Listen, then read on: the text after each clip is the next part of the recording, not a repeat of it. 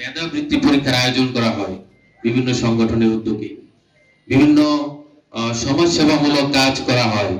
রাস্তাঘাটের উন্নয়ন করা হয়, নিজেরাই ব্রিজ কালভার্ট রাস্তা করে ফেলেন তারা,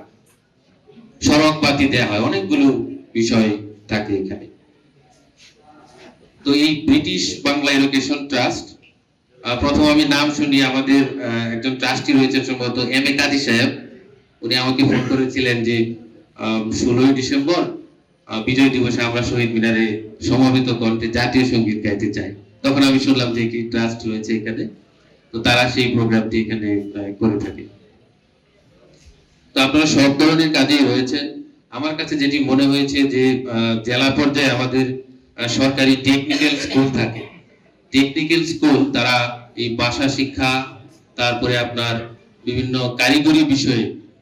তারা কিন্তু প্রশিক্ষণ প্রদান করে, এবং সেখান থেকে অনেকেই দেশে বিভিন্ন চাকরি করে বা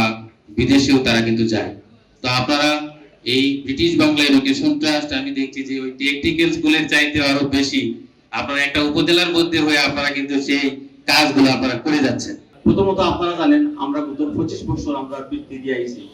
এই ট্রাস্টের পক্ষ থেকে প্রায় 700 ছাত্রছাত্রীদের আমরা প্রতি বছর আমরা দিতাম। এবারে আমরা একটু বৃত্তি থেকে ছাড়া মাতে আমরা একটু হরিয়াইতাম, কারণ আমরা যে ট্রাস্টি আমরা প্রায় 200 ট্রাস্টি আছি, এই কারণে আমরা সকলেও আমরা মাঝে মাঝে আমরা বইয়া আলাপ আলোচনা করি। ঠিক আছে, আমরা এতদিন আমরা তো বৃত্তি দিছি, এখন আমরা কিভাবে এই জগন্নাথপুর গরিব এবং মেধাবীর প্রায়োরিটি দিয়া আমরা কিভাবে তারা ভাগ্যটা পরিবর্তন করতে পারি, হুকুম আল্লাহর কিন্তু উসিলা আমরা কিভাবে তারা কোন সার্ভিসটা দিলে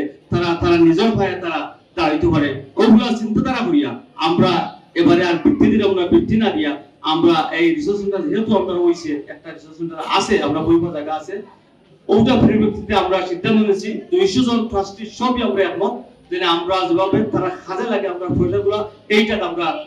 যাই ও আমরা ভিন্ন খাতে আইছি। আপনারা জানেন আমরা বিগত 3 বছর ধরে আমরা কম্পিউটার প্রশিক্ষণ আমরা দেওয়া হয়,